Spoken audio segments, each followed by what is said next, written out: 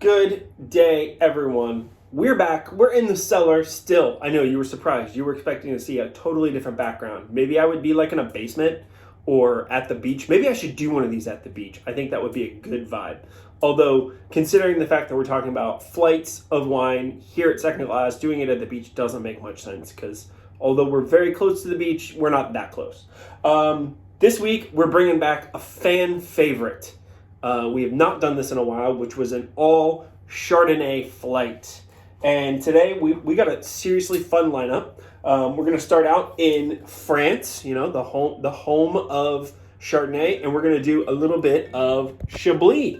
Should be very exciting. I'm super stoked on that. Vincent Mothe, really pretty wine. Then we're going to roll into a little California sunshine with Presqu'ile. They're Santa Barbara County. I'm going to round it out with a very fun, very interesting, and super tasty wine from BK Wines in Adelaide Hills in Australia, what they call their Gin. Can't wait to talk about that. Can't wait to taste it. Can't wait for you all to taste it. So let's hop right in. Chardonnay. You know, anybody who knows me, and hopefully somebody who watches this has met me once or twice. I mean, I hope so. As much as I am not like a huge, like, I don't want to say fan. I am not someone who seeks out Chardonnay. It is one of the greatest grapes in the world, and it makes some of the most amazing and beautiful wines. So there is no argument there. I will gladly drink any beautiful Chardonnay somebody wants to pour me, but I am rarely going out of my way for it. That being said, what makes Chardonnay so incredible? Well, Chardonnay is what we'll call a neutral grape, which means that it really showcases where it's from and how it was treated more so than a lot of grapes. You know, certain grapes will use aromatic varieties. So like Riesling. Riesling has very distinct characteristics to the grape. It is not a neutral grape. So even though it showcases where it's, you know, where it's grown, the climate, the terroir, whatever you want to say, and how it's produced, there's always characteristics that really stand out. Chardonnay, on the other hand, think of it like a blank canvas. Wherever it's planted, how it's treated, what you age it in, how long you age it, how you treat it while you're aging and fermenting, all have very, very distinct inflections on the wine. So if you don't do anything to it, if it's super clean and super fresh, it's going to come out being super clean and super fresh. And we're going to run the whole gambit today, which I'm very excited about. So we're going to start out Vincent Mothe, Chablis. For those who did not know, anything labeled Chablis is 100% Chardonnay, except for, you know, those classic box wines and jug wines from back in the 70s that were called Chablis, which had no Chardonnay in them at all, and they weren't from Chablis. But that's neither here nor there. Chablis is probably most historically known for their very bright, fresh, crisp styles of Chardonnay. And this is kind of what I would call a classic rendition of the style that I think people expect from Chablis. Now, that being said, there's a wide gambit of wines made from Chablis. What really makes them stand out is their minerality and saline, like freshness. This comes from the soils that they're planted in.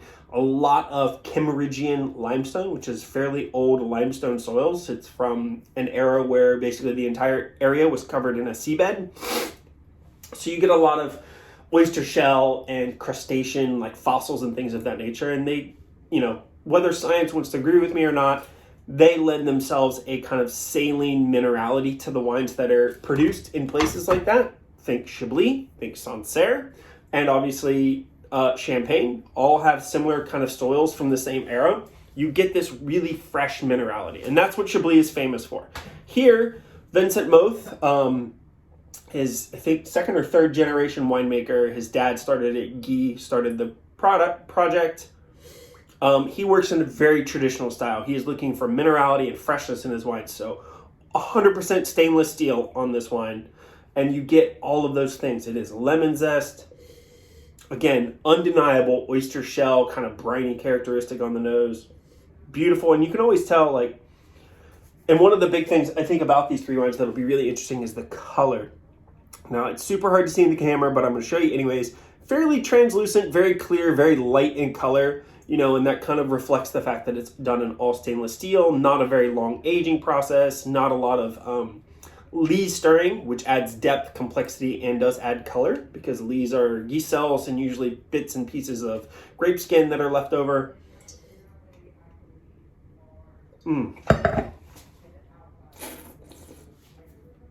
Yeah, oh, bright, salty, a little chalky minerality.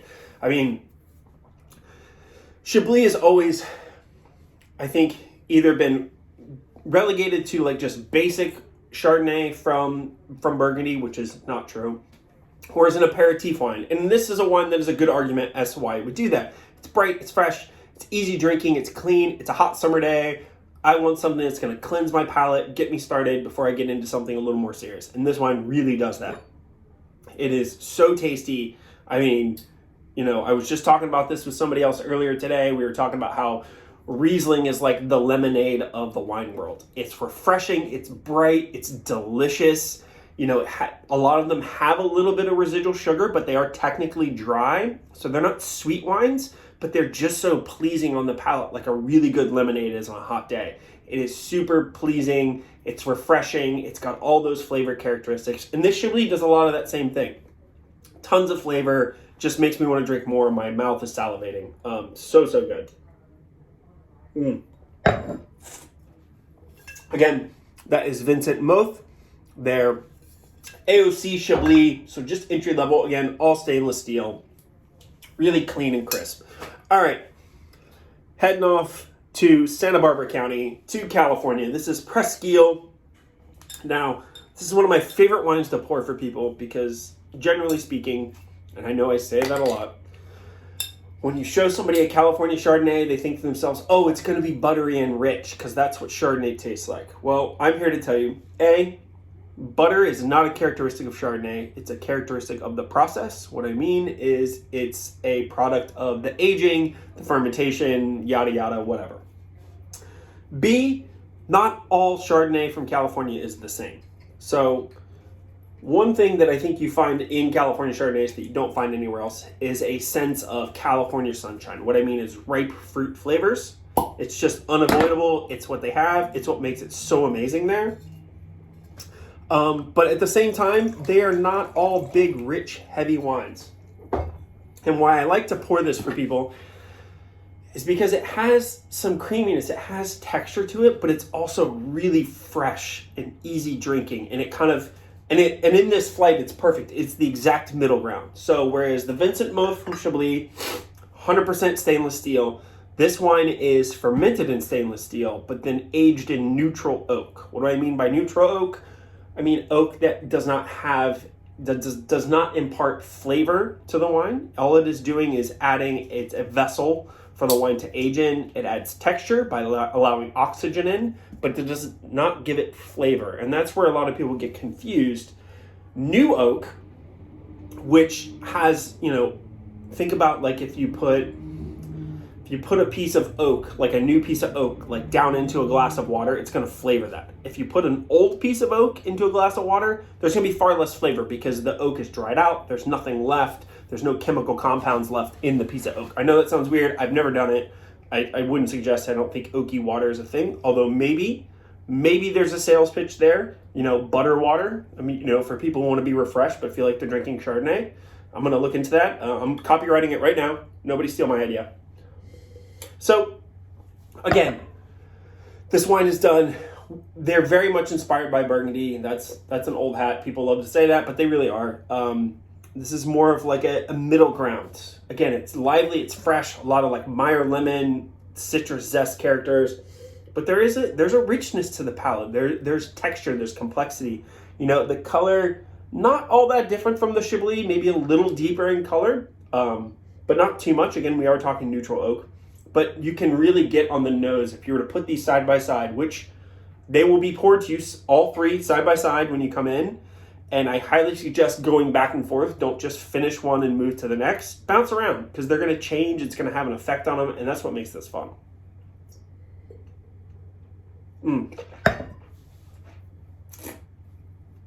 Yeah. Oh, wow.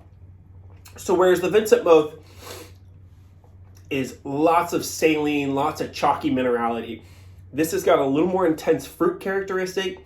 it still has that like mouth-watering, like citrus zest acidity, but there's also just a textural element that just wraps around your palate. I just want like a beautiful like roast chicken, or that like, or the half fried chicken that you can get here, which is so freaking good.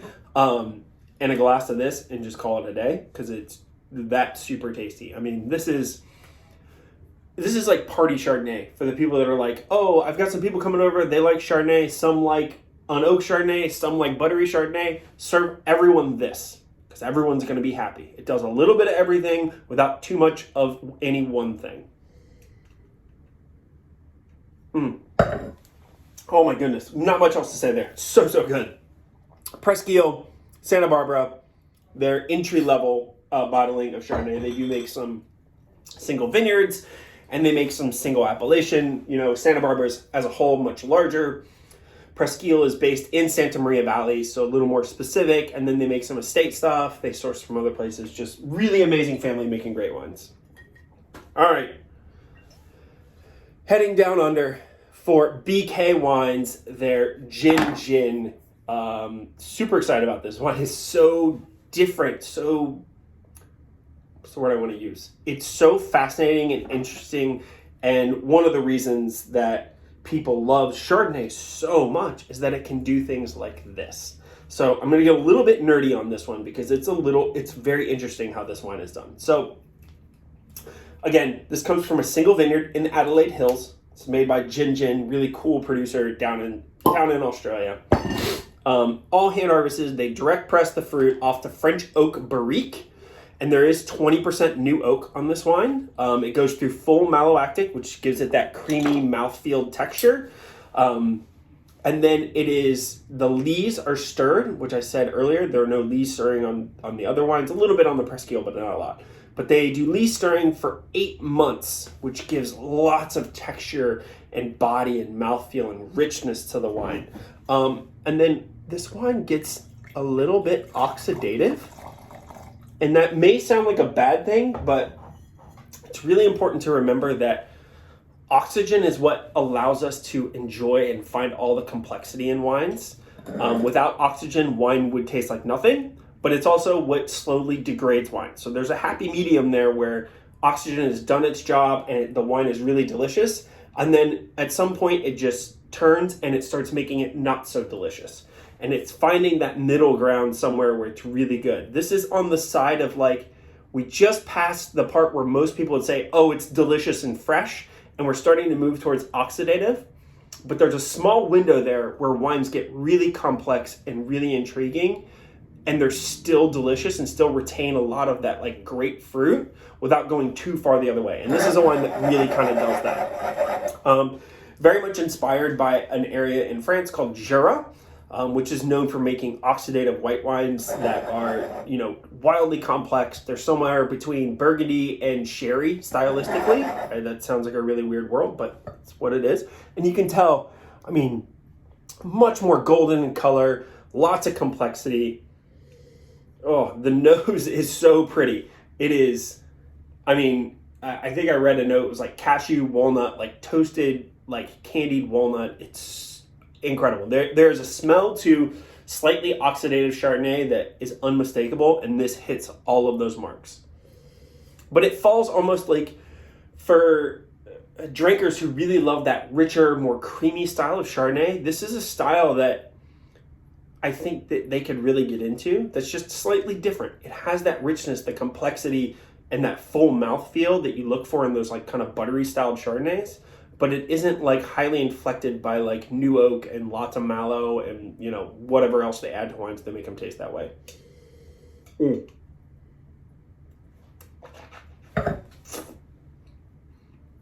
Oh my gosh. Wow.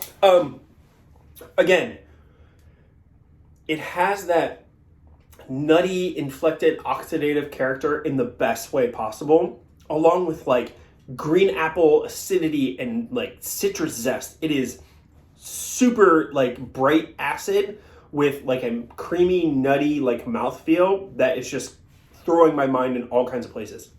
This wine is so good, so complex. I love the first two wines so much, and I hope you all come out and have the flights and love them like I do. But this wine here is so special and such a drastic change from the first two.